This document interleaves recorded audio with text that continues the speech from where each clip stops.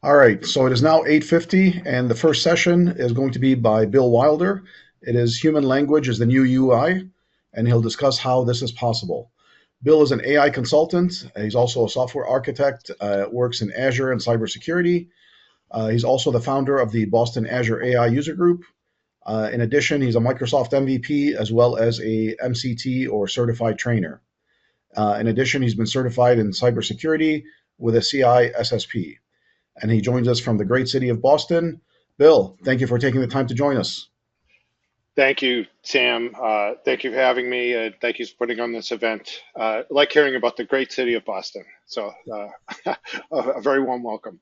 And welcome everybody to this edition of the Global AI Bootcamp, a really interesting event to help spread the AI goodness throughout the technology community.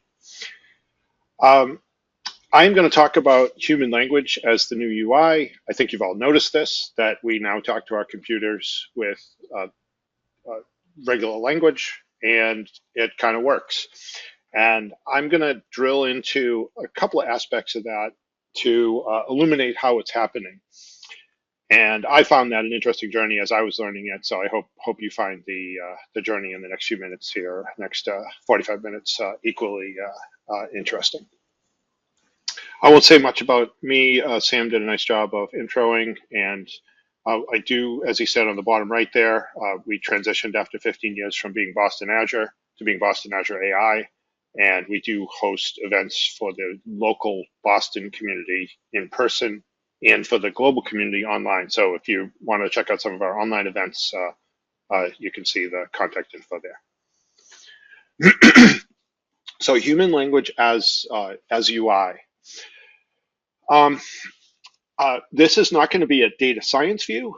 It's going to be a view from what's visible above the surface area of LLMs and the model world. We'll make some observations about some of the relevant technologies like tokens and LLMs and embedding models, because those matter in this conversation.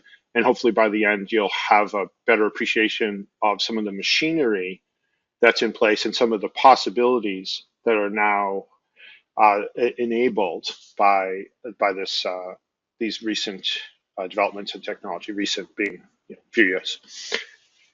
Some of the obvious stuff is we all have co-pilots now.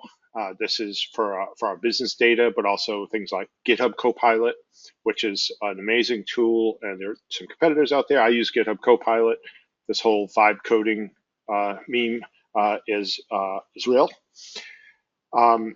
One of the things we'll discuss is the understanding of meaning in your requests and your content. And so you have a request in human language, and it is somehow magically able to find the right content, even though you don't have to use exactly the right words, like old school, say, Google searches had to. You had to have the right keywords, or else you didn't find what you were looking for. And one of the keys is semantically similar content. We'll focus on the semantic part there and how that's expressed and represented. And we'll get to this by the end, where this is the technology that makes things like RAG and vector databases possible through this the semantic matching of separate phrases or separate bodies of text. Today, I'm going to focus on the open AI ecosystem. I'm going to very specifically zoom in on this text embedding 3 large embedding model. I'll explain what that is shortly. It is a model whose innards are not well documented, but it's rooted in so the famous paper that started everything was mostly published by Google researchers in 2017. And I just noticed as I was grabbing a link for this that they've released 7 versions of that paper. So the last one apparently was a couple years ago. And this is the "Attention is all you need" paper, and it's an interesting read. This is where to introduce the transformer architecture on which current large language models are based, but also what this other model type, this text embedding 3 large is influenced by. The transformer, the attention is all you need paper wasn't exactly about the embedding models. It was more about the LLMs, but my understanding is they all stem from the same root. To get to the finish line here, I'm gonna talk about three topics in a little bit of depth: LLMs, tokens, and embedding models. Then we'll swing back to talk more about what that lights up in the in what it makes possible in the human language used for our interface with our computers part. If you have questions, it's probably awkward for me to see the questions if I have a slide up or something, because I'll both my monitors will be covered.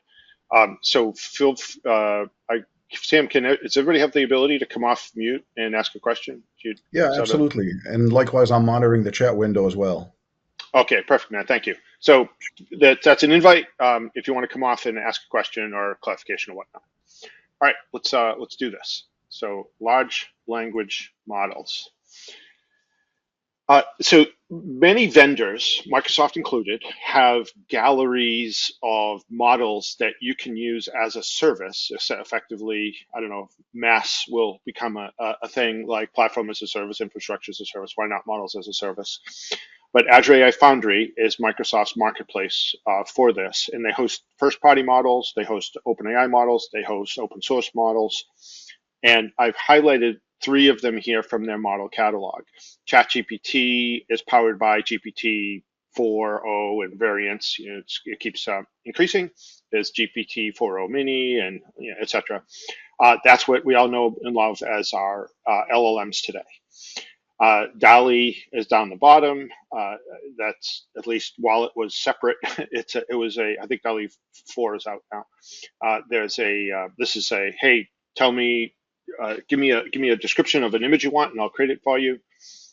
Also, an understanding mode, like it has to understand what you want, and that the picture of a unicorn, in the meadow, it has to know that that's related to the pixels that it creates. We're not going to talk about that part. We're going to stick to text today. But then there's the text embedding 3 large model, which is going to be a highlight that we talk about today. It doesn't get as much attention. People focus on the two other ones that are highlighted here, but it's just pointing out this is another kind of a model, it's a different kind, available in this gallery. Other companies, Hugging Face, Google, whoever your provider of interest is, also has galleries of models, and open source models are available. And there are other embedding models, but this is the one we're gonna hang out with today. So let's talk just briefly about the large language model. A large language model that you call programmatically, you get it out of the gallery that we just looked at, out of the model catalog, and you wire it up programmatically. You give it an API key, tell it what model you're talking to, an endpoint, whatever the machinery is, the mechanics are. That model, that LLM, will behave differently compared to the model that you see surfaced through a chatbot website like chatgpt.com or ChatGPT. Or a co-pilot or whatnot. It's tuned differently. So I'm going to point out a couple of those differences, because we're talking about human language, and I want you to understand some of the nuances of the understanding and production details. These basically work to LLMs, generally speaking, work by you give them a prompt of stuff, then you get a response. You ask a question, you get an answer. And one of the things I'm going to point out is that the prompt does a lot of work here, and even things like RAG, which is, I'm going to assume people kind of have heard some of these acronyms anyway, like RAG is retrieval augmented generation, which is you bringing a lot of other data to the party. All the RAG data that you collect, you basically just stuff it into the prompt, and it goes into the LLM. So it's just prompt augmentation. That's what RAG is, but it's smart prompt augmentation, and we'll talk about how the human language and the embedding model makes RAG possible, just a little bit. Not a rag talk. It's a human language talk, but it's totally relevant, and you get a response out at the end. And then two other points. The LLM that you get via API is completely deterministic, and that is that's saying that you get the same result for the same exact input, same prompt. You get the same exact output. That's different than the website, than ChatGPT. ChatGPT is very creative. You get a different answer every time. So how is this creativity possible? We'll look at that. And it's stateless, so meaning that so that would seem to suggest that chat is impossible. If the LLM doesn't remember any state, how can you have a conversation with it?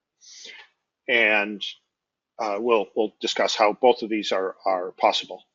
And we'll make the point that at its core, an LLM by API is just a next token generator. We'll talk about tokens forthwith as well, but it's basically you pass it in some stuff, it generates one token. Does it feel like it's done? Nope. Generate another token, concatenate them all together, and eventually you get a response. So you'll see that again in a minute. So there's a couple of models here. The LLM, you can hand it a very simple prompt like tell me a joke, and the flow is the prompt is tell me a joke. Goes into the LLM, you get a response back, which is usually a joke. And if you do this in a loop, if you the way the LLM handles it internally, it's in a loop. It has the context of tell me a joke. It generates a token, which might be a word or part of a word. It's not done yet. It generates another token, might be a second part of a word, might be a second or third or fourth word, and so forth. That's what tokens feel like. Again, we'll come to them more in detail in a second, until it's done and it gives you the response. Very simple input-output model. But getting the same joke every time isn't that much fun. So the LLM has the ability to randomize the tokens. It has a most probable token that it will choose every time unless you tell it not to. And it has so usually we tell it not to because we don't always want the same joke. Say. So and the settings there to make it behave creatively are two things as examples. These are OpenAI concepts. There's similar concepts in other models like Top K, but Top P is says give me the that actual slide is wrong. Should be 1.0 as the top. Hey, Bill. Yes, sir. We have a question in chat from Elaine. She's stating, I'm new to using LLMs programmatically. Will we see an LLM called via an API? Not in this talk, I'm afraid. Yeah, not. But these are examples of things you might pass in programmatically to. This is from a semantic kernel snippet in C#. So an example, you could pass in a top P of 0, and that tells it to be greedy, so that you get the same joke every time. You can do the temperature of 0 as well, and that says be greedy sampling, get the same joke every time. But then you can, as long as you loosen both of them up, you can get different jokes. So I'm not going to really explain in a lot of detail what top P and temperature are, but they basically say, instead of using the most probable token, which would give you the same joke every time, use less probable tokens in various proportions. So if you go to temperature 1.99, the max value, you would get probably a terrible joke that wouldn't make sense because it would be using every token with some probability. And you can, a common setting, like default settings are, I think temperature is about 0.7 in ChatGPT, and top P is probably similar, maybe 0.95. So it's using a lot, but it's telling it to be very creative. I'm going to skip that, but so now we get to, that's how it simulates creativity. It says don't use the most probable token, just randomly randomize the choice of token. Now, how do we deal with statelessness? Statelessness is is the idea that if I say, hey, how's the weather in the great city of Boston? And the LLM says, if it's an API, it will say, I don't know what the weather is, because unless you give it a tool, we're not going to talk about that. But maybe it says like, who is the when was the great city of Boston incorporated? And it probably will know the answer to that. Then you might ask, what are the major sports teams? And if you just say, what are the major sports teams without repeating that you're talking about the great city of Boston, then that's a chat. In a search engine, old school search engine, you would typically need to add, make sure the word Boston appears in the follow up search. But in a chat, it's a conversation, and it's not. It's expecting like a human conversation that you don't have to repeat stuff that you gave earlier in the conversation because it's maintaining some context. So this is a little bit of sleight of hand by the application generator, like the ChatGPT website. It says, even though the underlying LLM doesn't remember anything, I'm just going to re-send in as part of the prompt the whole chat history. So I might follow up with, as my prompts, what are the major sports teams? And as part of chat history, it's going to include, hey, the previous question was about when was the great city of Boston incorporated, and then there was an answer, and that question and answer are prepended to this prompt basically. So that's how chat works. And the RAG, which is the pulling of data from other data sources. Again, we'll get to that in a little more detail. It finds semantically relevant context, and embedding models make this all possible. And it adds them to the prompt, similar to the chat example, and they all go in. So basically, I'm saying that the prompts carry a lot of the weight here. And many of the techniques that you see just are augmenting the prompt. There's prompt engineering, which I really don't want to talk about much, but I wanted to point out that it's a pretty well developed field. There's a lot of technique in prompt engineering. It's not just slamming a question there. So if you want the human language understanding to be good, you can always make it. There's a possibility to make it better through some of these techniques. So some of that's on us to communicate better, but it's still human language. And I just mentioned some of these just to summarize it. The things that influence what you get out of the LLM are the content of the prompt, and chats. That means just putting the whole history in the prompt. RAG, you're retrieving other relevant data to put in the prompt. There are multiple layers of prompts, sometimes called system prompt, a meta prompt, and other things. It's all stuffed in the prompt. Like the prompt is doing a lot of the work here. And then you can do probability-based things. Instead of giving the most obvious token, give me other ones, top P, temperature, spread the possibility so we don't get the same joke every time.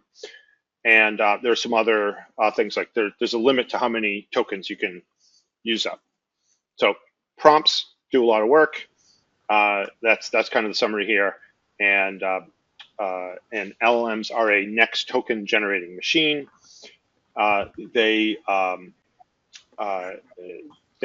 can be greedy, they can be creative, and we can trick them into appearing stateless by passing back in all the chat history, and they build responses one token at a time, and generate a token, recalculate new context, generate a new token.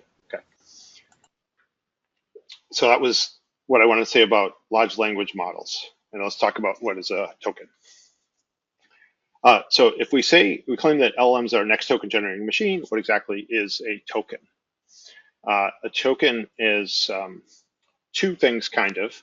It is a prediction unit. That's what we've been mostly talking about. And just as an aside, it's how you usually pay for your LLM if it's a hosted LLM. You pay for each token. And I'm going to look at, you can limit the number of tokens. So you have a lot of control over the costs and the behavior based on limiting the tokens. But let me talk about what a token is. We'll look at a live example in just a moment. Um, so a token is kind of like a word or a syllable, but not exactly.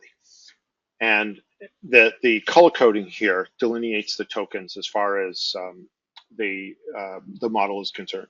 So with the embedding model that we're talking about, um, this is how it separates tokens.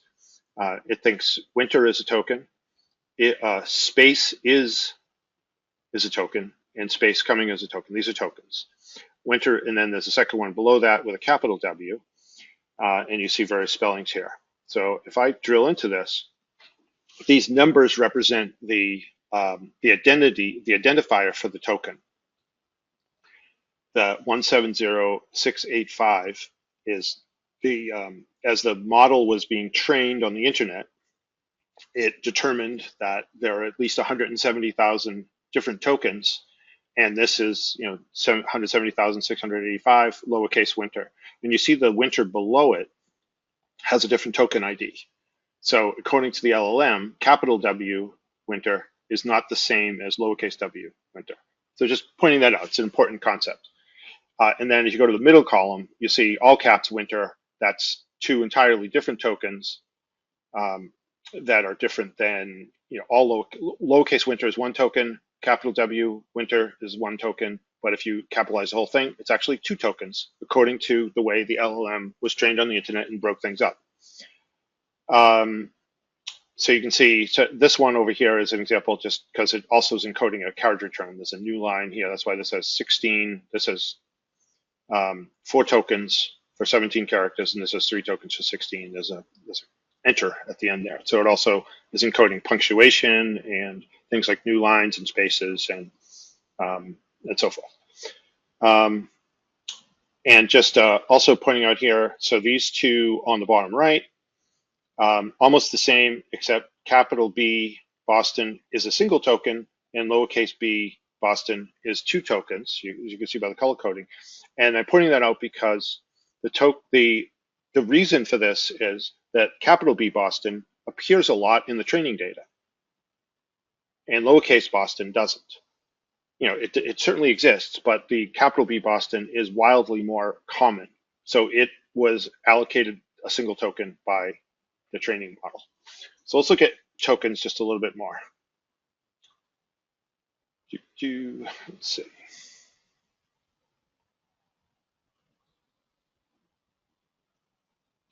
So you can do this offline. Platform openai.com/tokenizer is open to the world. So you could do something like you can go to ChatGPT and say, tell me a joke. And I'm going to grab this and go over here. I'm going to say, tell me a joke. And that's 4 tokens, and these are the tokens. So you'd pay for 4 tokens. And why did the scarecrow win in the war? Because he was outstanding in his field. And the response is 21 tokens. And these don't display well. First, the emojis don't, but I think they're 2 byte Unicode characters or something. But these are their identifiers. So this turns into 21 tokens, which you'd pay for. But you also get to see I'm more trying to show the breakdown of tokens. So this is a bunch of tokens. That's how it breaks down. That's how it that's its determination of what is a token. Tokens also work for Amigo. It doesn't matter what language you're in. It still breaks things down to tokens. So you can go for each X in blah blah blah. It can be programming code, tokens. Everything's a token.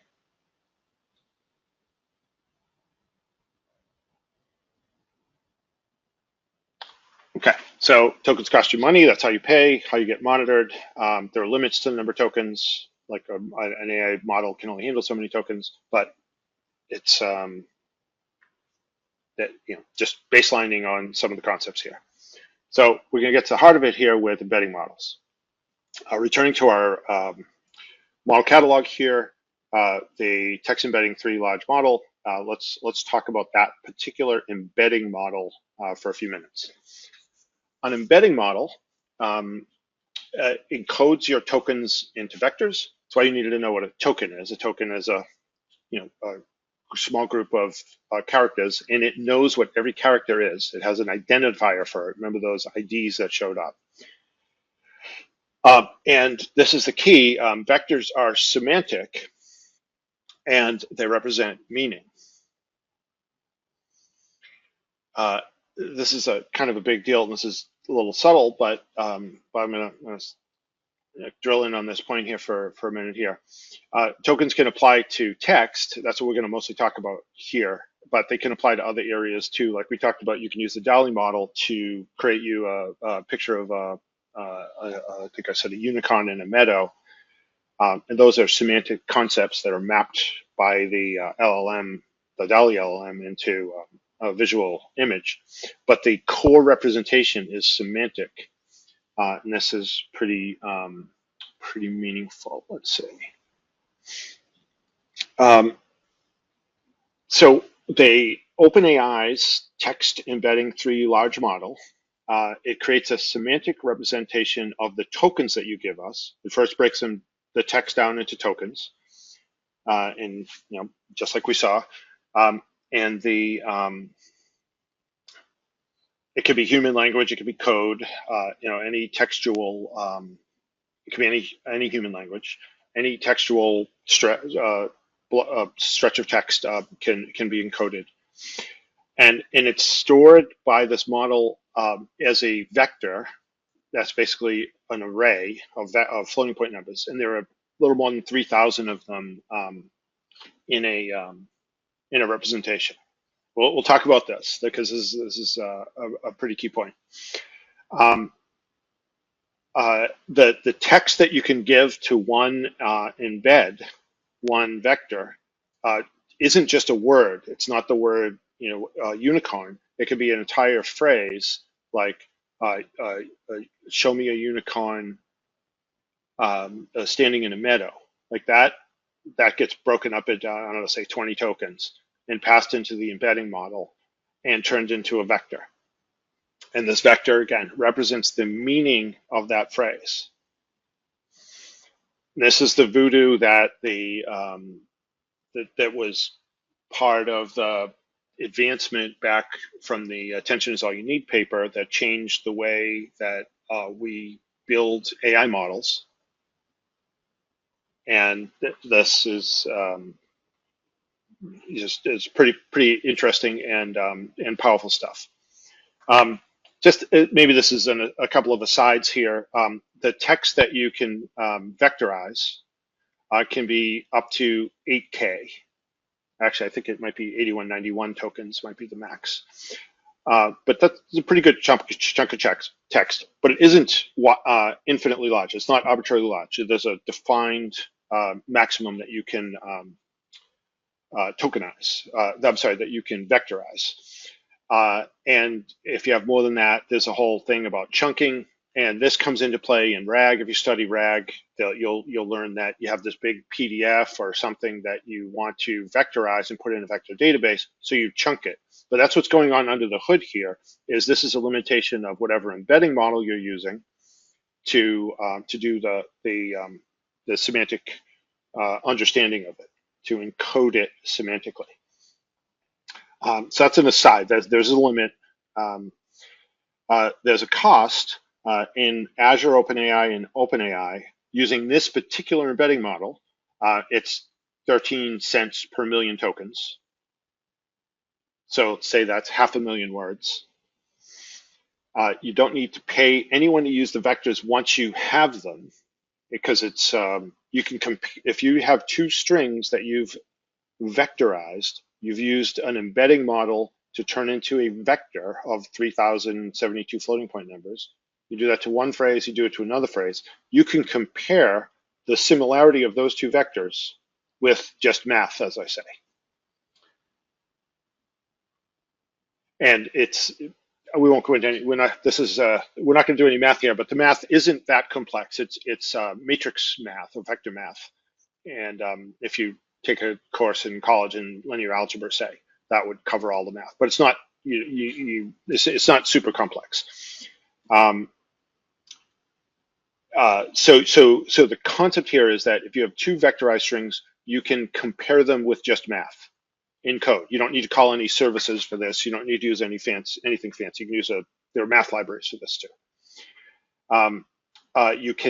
There are services that will be glad to do this for you, and we'll talk about that as well.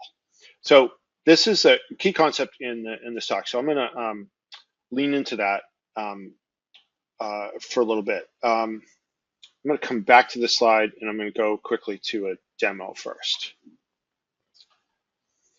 So we're going to go to this Fun with Vectors. Actually, going to go to this Fun with Vectors app, funwithvectors.com. Let me make that larger. And I'm going to pick two phrases. Unicorn in a meadow and junk, just to start out with. And when I click compare the phrases, that's doing a couple of things. It's sending unicorn in a meadow to the cloud via an API call, and it's and that's vectorizing it, and it's sending me back the vectors. So that API call returns a vector of 3,072 floating point numbers. I do the same, and then it does the same for this. So I have two vectors. I compare the vectors in code, and just do a little math, and I get a comparison. So unicorn in the meadow versus junk is a 0.15 correlation according to vector math. This is a technique in data science called cosine similarity analysis. We won't really need to talk much about it, but that's the term that the data scientists would use. This is how you measure the closeness of two vectors or two strings. And this is a low closeness. The closeness, a perfect alignment is 1.0, and this is 0.15. It's pretty hard, in my experience with this model, to get negative values. It's possible, but it's hard. So this is two pretty unrelated concepts. 0.15 is pretty unrelated. And this here attempts to, probably poorly, I need to make sure this is a fixed pitch font, I guess. But this attempts to draw a bar chart, like a histogram, not a bar chart, a histogram of the closeness. So this is 3/20ths there. So let's go with a different one now. Let's go with unicorn. So if I do unicorn in a meadow, what do you think I should get? I guess I can't hear you, but you should think about it. What number should I get?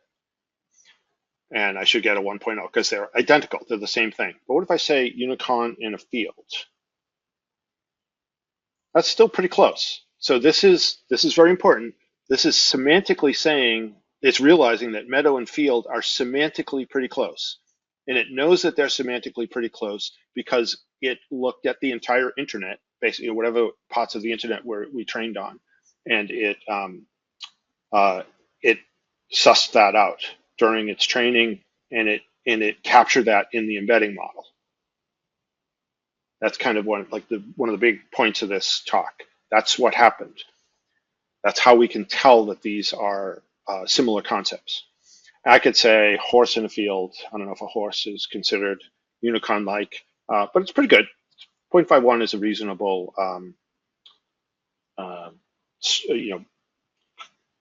it says that there's some relationship between them. And I can go horse in a stable, and it goes down. You can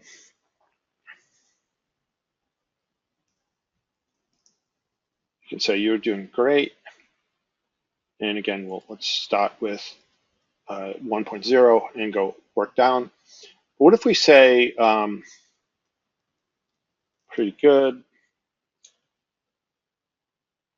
That goes down to 0.88. That's still quite similar in the space of these the similarity analysis here, cosine similarity analysis. That's very similar. What if I change this from "you are doing great" to "you're doing great"? It's a common typo, right? We've all seen it, and maybe we've done it. What is that? What's going to happen here? Because clearly that means something very different than with "you are." Well, actually, let's do the contraction first. Went down a little bit. The "you are" versus "your," that's interesting, but still same ballpark. And if we change it to "your,"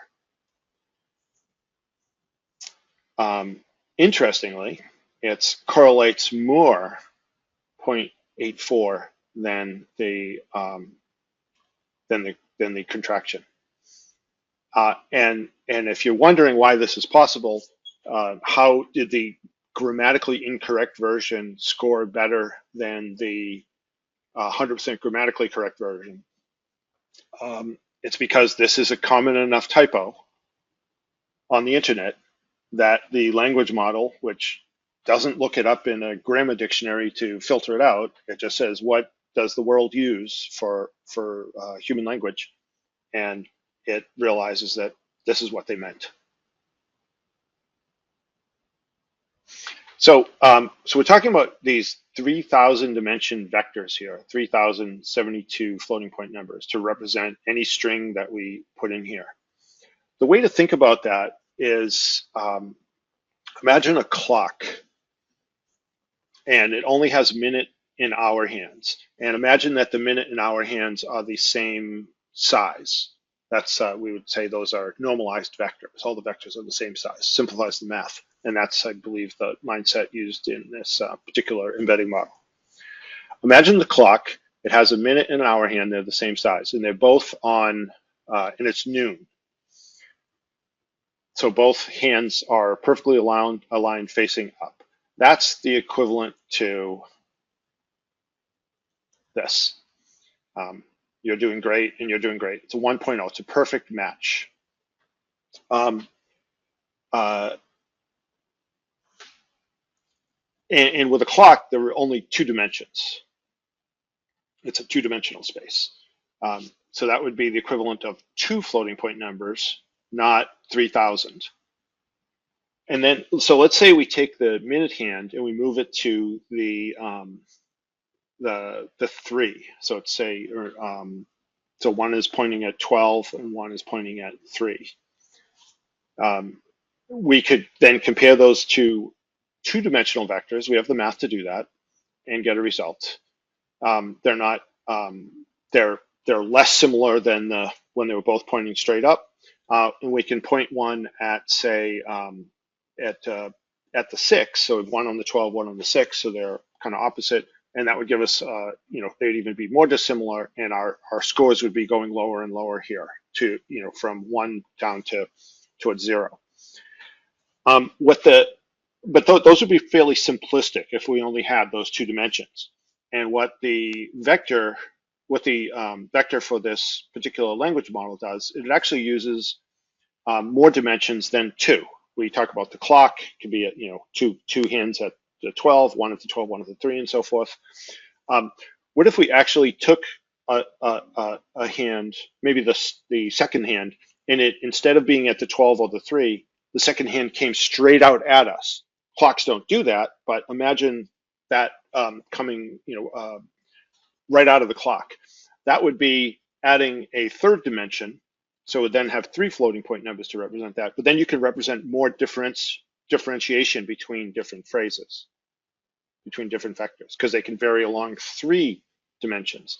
And then add a 4th and a 5th and a 6th. And they're hard to visualize. You can't really visualize it after 3 dimensions because of, we live in a 3-dimensional world. And then they keep adding dimensions until it gets to 3,000 plus dimensions. So it's a very complex space that they are mapping these text strings into. 3,000 plus dimension space. And that's how it's able to capture such nuance in a numeric representation. It has a lot of space to do it, 3,000 floating point numbers, 3,000 numbers between -1 and 1, and it can combine them to actually express meaning and difference in meaning, similarity and difference. All right, sorry. If there are questions on that, feel free to ask, but that's super critical concept, and if you leave this talk with nothing else, leave it with, wow, these embedding models are pretty interesting, and they can do, that's a pretty cool superpower that they have. And this wasn't possible in the effectiveness level that we have today without the massive amount of data that is on the internet. This is not something that we could have done in the 80s. We just didn't have the data. Now we do. All right.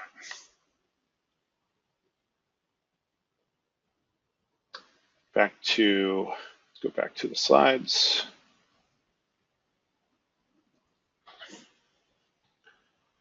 I'm going to point out a couple other things here. We're not going to do this exercise, but you can do this on your own if you want. Funwithvectors.com is the website's out there. And can you get a perfect match between two strings? One way to do it is to cheat and have two identical strings, but can you have two non-identical strings that give you a 1.0? That's an interesting challenge.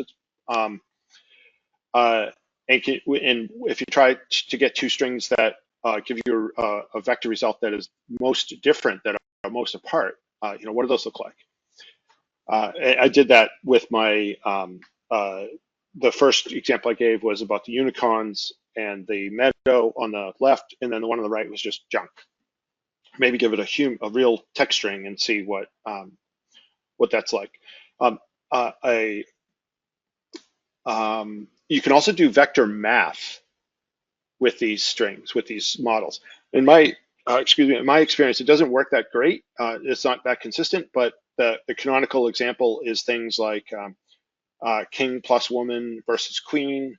And in the app, the Fun with Vectors, it actually does vector math. If you use a plus sign, you leave spaces around it, it will actually add the king vector to the woman vector, and then you can compare that. You can do that on the left. Then you can compare that to queen on the right, or you can do king minus man plus woman on one side and queen on the other side. And they're actually it actually works out pretty good. But when I try it in a lot of different contexts, it doesn't really match all the time. It's not consistent, so I don't understand that. That might have been a more common feature in older embedding models.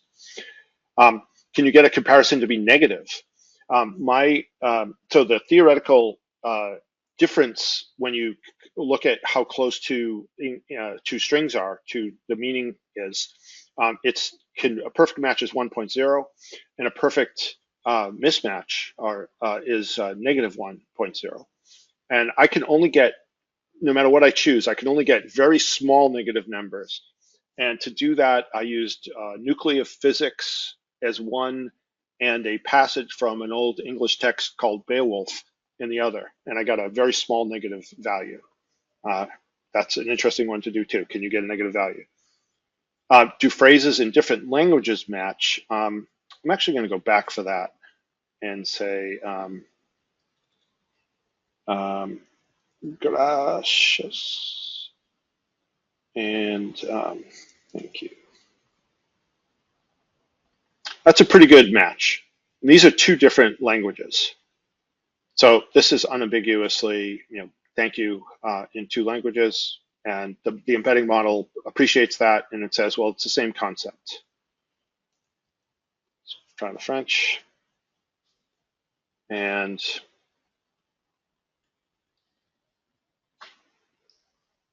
that's pretty consistent across three languages. Good stuff.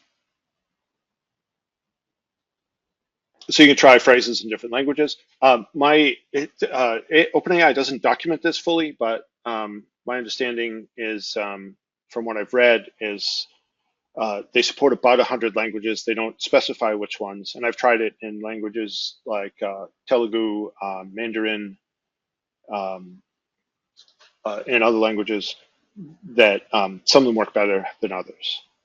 And punctuation or spacing matter. Sometimes it does, sometimes it doesn't, but that's another thing you can experiment with. Okay. So embeddings, these embedding models, the ones that people ignore when they look at these model catalogs, are super powerful and for all sorts of semantic search regions. So what does all this have to do with human language being the UI? Um, it has a little bit to do with it.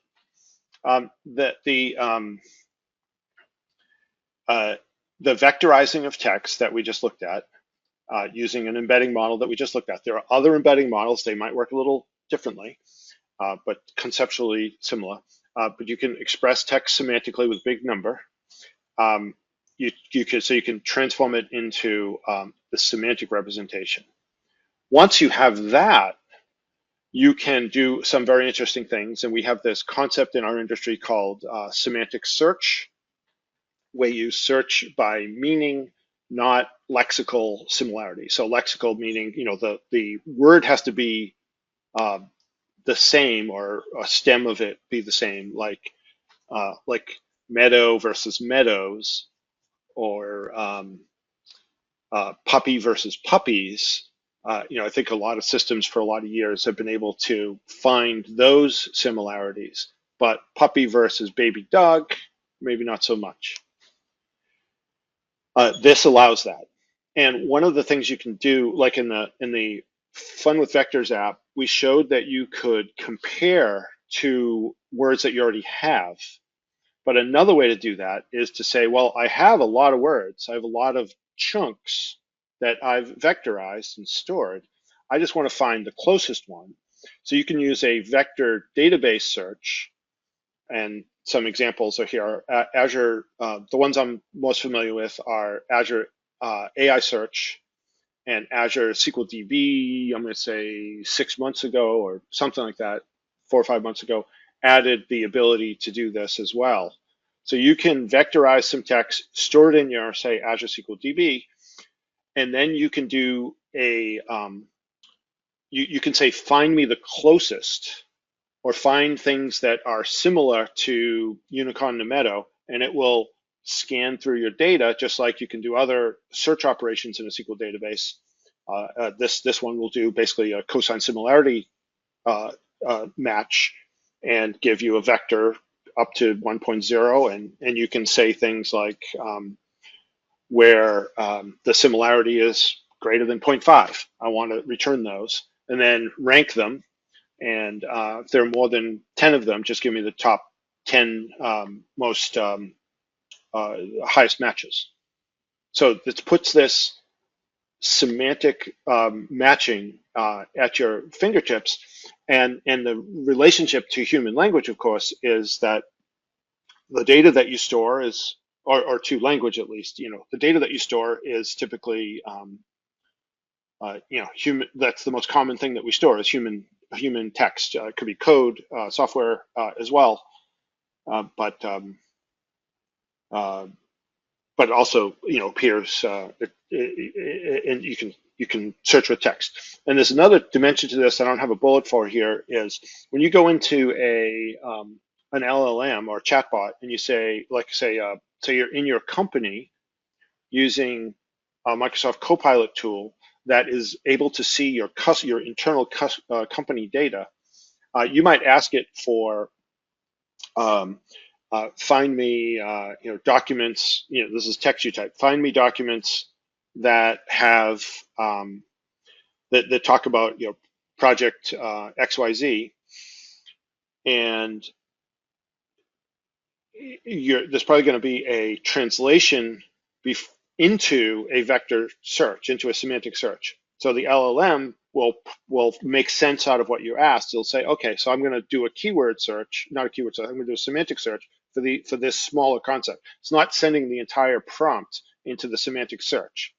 It's processing it to say, okay, we want to search for documents related to project XYZ, or anything to do with financial analysis from the 1980s. And it can turn that into a vector and then find things that come close to that vector to find semantic matches. And I'm going to close with this slide. The things I talk about here are under your control. Some things that are not under your control, just to point out, the LLM, I talked about embedding models that are their own model, but LLMs internally use a similar process, and I think these all stemmed from that the attention is all you need paper from 8 years ago now, I think, and it both grew out of this. But that's I'm not saying that the embedding model that I'm talking about here, text embedding 3 large. I'm not saying that this is the model used by ChatGPT LLMs internally. I want to make sure I'm not saying that. That's a separate model. They use similar vector and similarity concepts internally, but this is all invisible to us. We don't know what it is, but it's almost certainly not exactly the same thing. So that part isn't under your control, but maybe your appreciation of the vectorization process, the tokenization process, then the vectorization process, then the cosine similarity analysis process that you can apply to multiple vectors will help you better appreciate that this is also how LLMs internally are crunching the numbers. So glad to take questions. I'm going to stick this this deck here, blogcodingoutloud.com. I'll do that today. And if we have any extra time, I'm happy to take questions.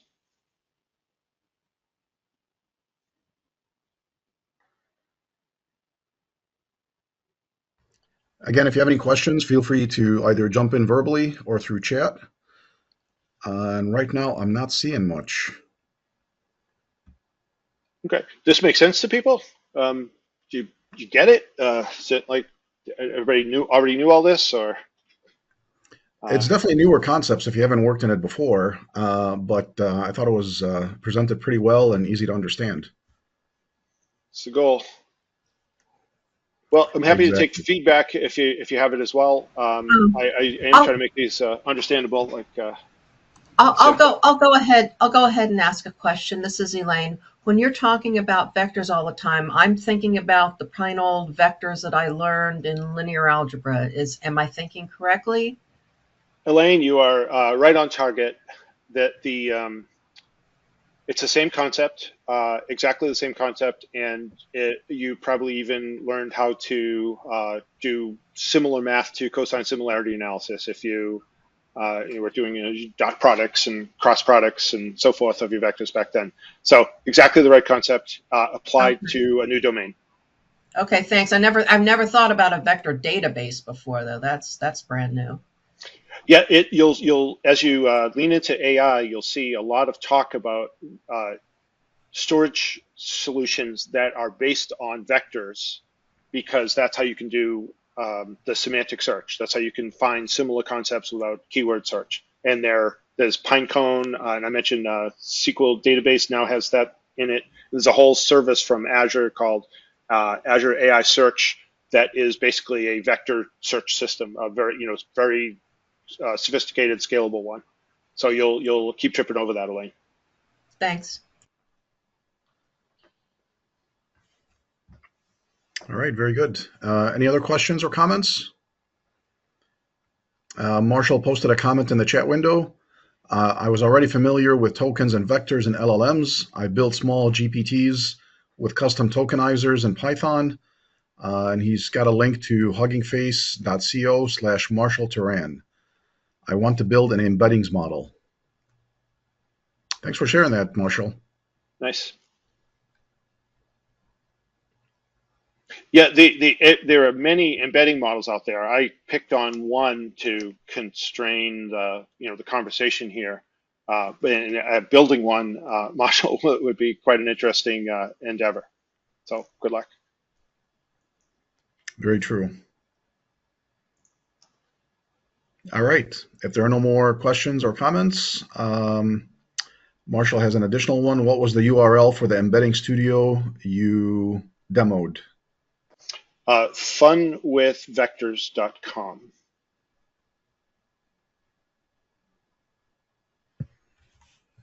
I'll put the links. I'll make sure the links appear in the blog post that I'll post today. That So would be great. that'll have that and the token playground and the deck. Yeah, please send me the link to that. Will do, Sam. Excellent. All right. If there's no additional questions or comments, Bill, much appreciated. Thank you for taking time out of your busy day to join us, and great presentation as always. Appreciate it. Good luck, everybody. Have fun. Thank you.